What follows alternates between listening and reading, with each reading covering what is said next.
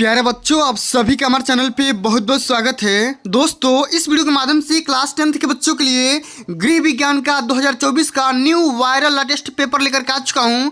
और बच्चों, इस वीडियो के माध्यम से मैं आप सभी को इस पूरे पेपर का A to Z solution provide करने वाला हूं। और पेपर का कोड देख सकते हो 820 DK दिया गया है। और यही पेपर आप सभी का बोर्ड के पेपर में आने वाला है। इससे बाहर पेपर में प्रश्न नहीं आएंगे। और यहाँ पे देख सकते हो अनुक्रमांक यहाँ पे लिखना होगा और यहाँ पे नाम लिख देना होगा। और मुद्रित पृष्ठों के संगे यहाँ पे देख सकते हो 8 दिया गया है। और बिल्कुल यही पेपर आप सभी को 2024 बोर्ड परीक्षा के पेपर में देखने को मिलने वाला है। बस पेपर का कोड याद रखना कि 820 DK दिया गया है। ठीक है, इस पूरे पेपर को A to Z सॉल्यूशन के साथ बताऊंगा, इसलिए इस पूरे पेपर को ध्यान से देख लेना, अंत तक जरूर देखना। वीडियो को लाइक कर देना, शेयर कर देना, अगर चैनल पर नए हो सब्सक्राइब कर देना। सबसे पहले यहाँ पे साथियों समझ लेते हैं कि समय यहाँ पे 3 घंटा 15 मिनट का रहने वाला है। और 15 मिनट में पेपर को पढ़ना है और 70 नंबर यहाँ पे होने वाला है। यकीन मानिए कि इस पूरे पेपर को देख लेते हैं तो आपका 70 में 70 पक्का हो जाएगा, ये मैं दावे के साथ बोल सकता हूँ। ठीक है, तो वीडियो को मिस मत करना, शुरू से लेकर के एंड तक जरूर देख लेना। ठीक है, पूरा का पूरा सॉल्यूशन फुल सॉल्यूशन के साथ बताने वाला हूँ। यहाँ पे कुछ सामान्य निर्देश दिए जाएंगे। सबसे पहले हम निर्देश को पढ़ेंगे, उसके बाद हम पेपर को बारीकी के साथ सॉल्व करवाने वाला हूँ। ठीक है, यह प्रश्न पत्र 2 खंड अ और खंड ब में डिवाइड किया जाएगा। ठीक है, और खंड अ में 20 MCQ रहेंगे जिनको OMR आंसर शीट पे हल करना होगा। और एक बात ध्यान से सुन लीजिएगा साथियों कि OMR आंसर शीट को भरने के लिए आपके पास ब्लू या ब्लैक पेन का इस्तेमाल करना होगा। ठीक है, अदर किसी भी पेन का इस्तेमाल नहीं करना है या स्केच का इस्तेमाल नहीं करना है। और OMR आंसर शीट को भरने के लिए आपको किसी प्रकार के इरेजर या वाइटनर का इस्तेमाल नहीं करना है। और खंड ब जो होगा दोस्तों वो 50 नंबर का होने वाला है। बिल्कुल सटीक आंसर के साथ बताऊंगा। ठीक है, पूरा सॉल्यूशन के साथ बताऊंगा, अंत तक बस खाली बने रहना। ठीक है, सबसे पहले दोस्तों आइए हम यहाँ पे खंड अ के साथ स्टार्ट करेंगे। और सबसे पहले यहाँ पे आप निर्देश समझ सकते हो क्या पूछा जा रहा है, क्या बोला जा रहा है। कि निर्देश में यह लिखा जा रहा है कि प्रश्न संख्या 1 से लेकर के 20 तक बहुविकल्पी प्रश्न दिए गए हैं। निम्नलिखित प्रश्नों में प्रत्येक के 4-4 वैकल्पिक उत्तर दिए गए हैं। उनमें से सही विकल्प को चुन करके उन्हें क्रमवार अपने उत्तर पुस्तिका में लिखना होता है, भरना होता है, फिलअप करना होता है। ठीक है, आइए सबसे पहला यहाँ पे प्रश्न पूछा गया बच्चा कि लोकप्रिय पारिवारिक बजट का सिद्धांत प्रस्तुत किया।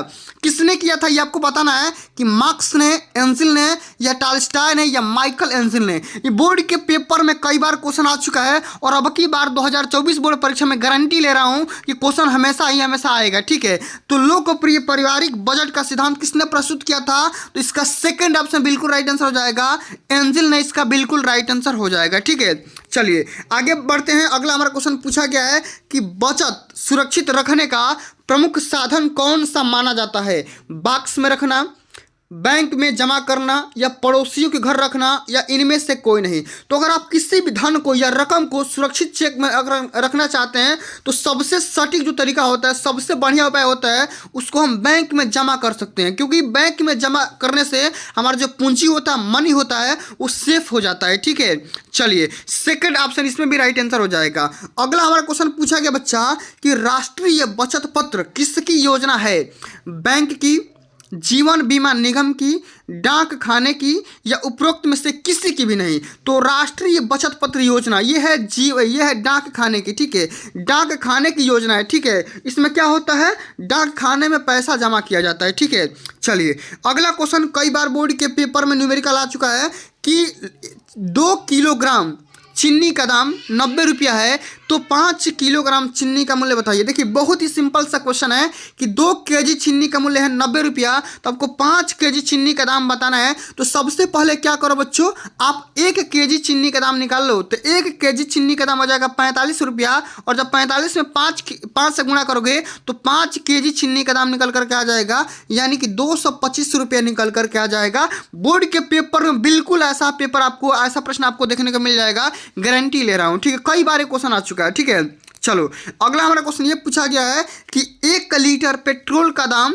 70 रुपया 75 पैसा है, तो इसी प्रकार के 15 लीटर पेट्रोल का दाम बताना है। ठीक है, तो करना क्या है, 1 लीटर पेट्रोल का दाम दे दिया गया है और आपको 15 लीटर पूछा जा रहा है। तो ठीक है, तो 70 रुपया 75 पैसे में आप 15 से गुणा कर लोगे ना। ठीक है, 15 से गुणा जैसे ही करोगे, एक से यहाँ पे क्या आ जाएगा, सॉरी यहाँ पे आ जाएगा 15 7 105, ठीक है। तो इसका राइट आंसर आ जाएगा 101 वाला आ जाएगा, ठीक है। 101 वाला ये आ जाएगा, ठीक है। 1061.25, ठीक है। ये इसका राइट आंसर हो जाएगा, ठीक है। तीसरा ऑप्शन यहाँ पे बिल्कुल राइट आंसर हो जाएगा, ठीक है। चलो अगला हमारा क्वेश्चन ये पूछा गया है कि कौन सा रोग जल के द्वारा फैलता है, ठीक है। कौन सा रोग जल के द्वारा फैलता है, कई बार पूछा जाता है। जल के द्वारा फैलने वाले रोग का नाम बताइए या हवा के द्वारा फैलने वाले रोग का नाम बताइए, ठीक है। तो खसरा होगा कि हैजा होगा कि टिटनेस होगा कि प्लेग होगा। तो हैजा नामक रोग होता है ना दोस्तों, वो जल के द्वारा फैलता है, ठीक है। किसके द्वारा? अशुद्ध जल के सेवन से हैजा नामक रोग फैल जाता है, ठीक है।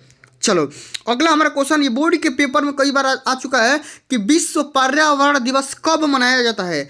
5 जनवरी को, 5 मार्च को, या 5 जून को, या 5 जुलाई को। तो 5 जून को विश्व पर्यावरण दिवस मनाया जाता है। इस बात को हमेशा याद रखना क्योंकि ये क्वेश्चन बोर्ड के पेपर में हमेशा देखने को मिलता है, ठीक है। अगला हमारा क्वेश्चन ये पूछा गया है कि वस्तुओं के जलने से गैस बनती है, कौन सी गैस बनती है बताओ? कार्बन डाइऑक्साइड या नाइट्रोजन या ऑक्सीजन या ओजोन। तो वस्तुओं के जलने से हमें कार्बन डाइऑक्साइड गैस प्राप्त होती है, ठीक है। कार्बन डाइऑक्साइड गैस प्राप्त होती है, CO2 गैस प्राप्त होती है, ठीक है। चलो अगला हमारा क्वेश्चन ये पूछा गया है कि कूड़ा करकट को किन माध्यमों से निस्तारित किया जा सकता है, ठीक है। जो भी आपका कूड़ा करकट होता है, ठीक है, आप उसको किस किस माध्यम से निस्तारित मतलब उसको हटा सकते हैं, ठीक है। गाड़ करके हटा सकते हैं, या जला करके हटा सकते हैं, या खाद बना करके हटा सकते हैं, या ये सभी, ठीक है। तो कूड़ा करकट को हम इन तीनों प्रकार के माध्यमों से मैंने निस्तारित कर सकते हैं, ठीक है। तो चारों यहाँ पे ऑप्शन क्या हो जाएगा? सत्य हो जाएगा। ये सभी इसका राइट आंसर होगा, ठीक है। चलो अगला हमारा क्वेश्चन पूछा गया बच्चा कि संक्रामक रोग कैसे फैलता है?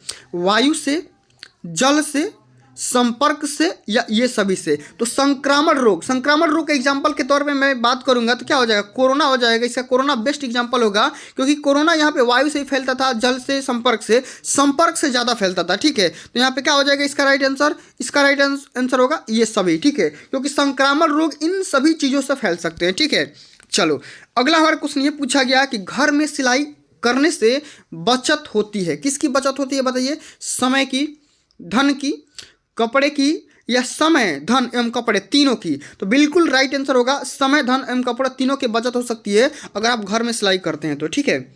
चलो अगला हमारा क्वेश्चन ये बोला गया है कि जल में घुलनशील विटामिन है, vitamin A B C, vitamin B और C, या विटामिन A और D, या विटामिन E K, ठीक है। तो विटामिन B और C क्या हो जाएगा? जल में घुलनशील विटामिन हो जाएगा। सेकंड ऑप्शन यहाँ पे बिल्कुल राइट आंसर होगा, ठीक है। इस बात को ध्यान में रखना, अब की बार जाकर के छाप देना, ठीक है। चलो अगला हमारा क्वेश्चन ये पूछा गया है कि किसके प्रयोग से तुरंत ऊर्जा मिलती है, माने किस चीज़ का सेवन करने से आपको तुरंत एनर्जी मिल सकती है? विटामिन की, प्रोटीन की, या ग्लूकोज की, या खनिज लवण की। तो ग्लूकोज के सेवन करने से आपको तुरंत एनर्जी मिल सकती है, ठीक है। तो ग्लूकोज इसका बिल्कुल राइट आंसर होगा, ठीक है। चलो अगला हमारा क्वेश्चन ये भी कई बार आ चुका है कि लौह तत्व की कमी से कौन सा रोग होता है? लौह तत्व मतलब कि लोहे की कमी से, ठीक है। तो लोहे की कमी से एनीमिया होगा कि रतौधी होगा कि मरेसमस होगा कि टाइफाइड होगा। तो लोहे मतलब कि लौह तत्व की कमी से आपके बॉडी में एनीमिया की कमी हो जाएगी, ठीक है। हड्डियाँ मजबूत नहीं होगी, ठीक है। चलिए अगला हमारा क्वेश्चन ये पूछा गया है कि मानव शरीर में फेफड़ों की संख्या कितनी होती है? 1, 2 या 4 या 5। तो मानव शरीर में फेफड़ा यहाँ पे 2 होता है, ठीक है। फेफड़ों की संख्या कितनी होती है? 2 होती है। इस बात को ध्यान में रखना है, ठीक है। चलो अगला हमारा क्वेश्चन ये पूछा गया है कि कौन सी वस्तु का प्रयोग अस्थिभंग में सबसे अधिक स्राव रोकने के लिए किया जाता है? बर्फ का प्रयोग, टूर्निकेट का प्रयोग, या रुई से दबाना, या इनमें से कोई नहीं। तो टूर्निकेट का इस्तेमाल करेंगे, ठीक है, जबकि आपकी यहाँ पे हड्डियाँ टूट जाती है या हड्डियों से यहाँ पे खून निकलना स्टार्ट हो जाता है, ठीक है। चलिए अगला हमारा क्वेश्चन ये पूछा गया है कि कृत्रिम विधि से सांस कब दिलाई जाती है? जल में डूबने पर, फांसी लगाने पर, दम घुटने पर, या तीनों अवस्थाओं में। तो तीनों अवस्थाओं में इसका राइट आंसर हो जाएगा क्योंकि तीनों अवस्थाओं में इंसान को सांस लेने में समस्या आ जाती है, ठीक है। चलो अगला हमारा क्वेश्चन ये है कि बर्फ की टोपी का प्रयोग किया जाता है तेज ज्वर में, तीव्र वेदना में, हड्डी टूटने पर या मोच आने पर। तो बर्फ़ की टोपी जो होती है दोस्तों, वो तेज ज्वर में यानी कि तीव्र ज्वर में इस्तेमाल करते हैं, ठीक है, ताकि राहत मिले। अगला हमारा क्वेश्चन ये पूछा गया है कि गर्म सेंक 3 अवस्थाओं में दी जाती है, बताइए। तीव्र दर्द में, तीव्र ज्वर में, या स्पंज करते समय, या इनमें से कोई नहीं। तो गर्म सेंक जो होता है किन अवस्थाओं में आपको दी जाती है? तो गर्म सेंक यहाँ पे तीव्र दर्द में दिया जाता है, ठीक है। कब दिया जाता है? तीव्र दर्द में दिया जाता है। और तीव्र ज्वर में क्या दिया जाता है? ठंडी सेक दिया जाता है, ठीक है। चलो अगला हमारा क्वेश्चन ये पूछा गया है कि एक सामान्य व्यक्ति का तापक्रम कितना डिग्री फ़ारेनहाइट होता है? ठीक है, 94 डिग्री फ़ारेनहाइट, 96 डिग्री फ़ारेनहाइट, या 98 फ़ारेनहाइट, या 98.4 फ़ारेनहाइट, ठीक है। तो यही इसका राइट आंसर होगा, 98.4 फ़ारेनहाइट हो जाएगा, क्योंकि सामान्य व्यक्ति का जो तापमान होता है वो 37 डिग्री सेंटीग्रेड होता है, ठीक है। और 37 डिग्री सेंटीग्रेड को आप अगर फ़ारेनहाइट में चेंज करोगे तो 98.4 फ़ारेनहाइट हो जाएगा, ठीक है। चलिए, तो दोस्तों मैंने आप सभी को बहुत ही इजी तरीके से, आसान तरीके से 20 के 20 वायरल बहुविकल्पी प्रश्नों को बता दिया। अब चलिए मैं आप सभी को खंडवा के वो सारे प्रश्न बता दे रहा हूं जो कि बोर्ड के पेपर में अब की बार छपने वाले हैं, ठीक है। इससे बाहर नहीं आएंगे दोस्तों, यही सब सारे क्वेश्चन अब की बार आएंगे, ठीक है। चलिए सबसे पहले हम निर्देश को पढ़ेंगे, उसके बाद क्वेश्चन को सॉल्व करेंगे, ठीक है। तो प्रश्न संख्या 21 से लेकर के 26 तक अति लघु उत्तरीय प्रश्न दिए गए हैं और प्रत्येक प्रश्न को 25 शब्द में देना होता है और हर एक क्वेश्चन 2 नंबर का रहने वाला है, इस बात को भी ध्यान में रखना है। एक अच्छे बजट की 2 विशेषता के बारे में लिखिए कि भैया एक अच्छे बजट होगा वो आइडियल होना चाहिए, ठीक है, और अपने इनकम के हिसाब से होना चाहिए। 2 आप सावधानियां यहाँ पे विशेषता लिख सकते हो, कोई बात नहीं, ठीक है, यहाँ से 2 नंबर मिल जाएगा। बचत क्या होता है? तो अपने इनकम के हिसाब से कितना सेविंग कर रहे हो, ठीक है, अपने परिवार के सदस्यों के लिए कितना आप फ्यूचर के लिए, शादी के लिए, विवाह के लिए, या शिक्षा के लिए कितना बचत कर रहे हो, उसी को हम क्या बोलेंगे? बचत बोलेंगे, ठीक है। इस बात को बना करके लिखना है। खून कितने प्रकार के होते हैं ये आपको बताना है, ठीक है। तो खून के 4 ग्रुप में बांटा जाता है, ए बी और ओ, ठीक है। तो इसका 4 प्रकार के यहाँ पर नाम लिख देना, आसानी से 2 नंबर मिल जाएंगे, ठीक है। ध्वनि की तीव्रता के मापने के लिए किस में उपयोग करना चाहिए? तो डेसिबल में मापा जाता है, ठीक है। किस में? डेसिबल में ध्वनि की तीव्रता को मापा जाता है, इस बात को ध्यान में रखना है। एक लाइन में 2 नंबर पा जाओगे, ठीक है, आसानी से हल कर सकते हो। कचरा प्रबंधन के लिए सर्वप्रथम क्या उपाय किया जाना चाहिए? ये आपको लिखना है, 2 नंबर इसमें भी पा जाओगे। चिकनगुनिया के मुख्य कारण बताइए, ठीक है, लक्षण कौन कौन सा होता है, ये भी 2 नंबर का आता है। तो अति लघु उत्तरीय प्रश्न को कम से कम 25 शब्द में देना होता है, कम भी दोगे तो कोई दिक्कत की बात नहीं है, लेकिन आपको सटीक आंसर देना होता है, ठीक है। ये वायरल प्रश्न है, बता दे रहा हूँ, अभी कभी तैयार कर लो, क्योंकि यही सब सारे क्वेश्चन अब की बार छपने वाले हैं, ठीक है। चलो अगला हमारा क्वेश्चन 27 से लेकर के 31 तक जो कि लघु उत्तरीय है, ठीक है, और प्रत्येक क्वेश्चन 4 नंबर का रहने वाला है। 50 शब्द के अंतर्गत इसका आंसर देना होगा, ठीक है। आइए सबसे पहले समझते हैं कि डाक खानों में बचत खाता खोलने से क्या लाभ होते हैं, समझाइए। तो डाक खाने में हम बचत खाता जब खोलेंगे तो हमारे पास कौन कौन से सुविधा मिलेगा, इस बात को लिखना है। कम से कम 50 शब्द में लिखोगे, 4 नंबर यहाँ से मिल जाएगा, ठीक है। अगला हमारा क्वेश्चन ये पूछा गया है कि मानव जीवन के लिए जल के कार्यों एवं उपयोगिता का वर्णन करना है, कि हमारी ज़िंदगी में जल का इंपॉर्टेंस क्या है और इसकी उपयोगिता क्या है, यूजेज क्या है, ठीक है। ये भी 4 नंबर का रहने वाला है। अगला क्वेश्चन, या आप वो करो या ये भी कर सकते हो कि हमारे लिए जल क्यों आवश्यक है, यही बता सकते हो, ठीक है। अगला हमारा क्वेश्चन ये है कि मक्खियाँ किस प्रकार के रोगों के वाहक कार्य करती है, या मक्खियों के द्वारा कौन कौन से रोग फैलते हैं, इसके बारे में लिखना होता है। अगर नहीं पता है तो ये भी लिख सकते हो कि पर्यावरण संरक्षण के लिए जनता को कैसे जागरूक किया जा सकता है, इसके बारे में भी लिख सकते हो। 4 नंबर यहाँ से भी मिलने वाले हैं, ठीक है। चलिए अगला हमारा क्वेश्चन कि रोग प्रतिरक्षा से आप क्या समझते हैं, कई बार बता चुका हूं, और ये अगर आपको नहीं पता है तो चेचक रोग के लक्षण, कारण एवं बचने के उपाय बताइए, ठीक है। इतने सारे प्रश्नों को आपको हल करने होंगे, ठीक है। और अगला क्वेश्चन हमारा ये पूछा गया है कि 18 वर्ष की बालिका के पेटीकोट का नाम लिख करके ड्राफ्टिंग कीजिए, ठीक है।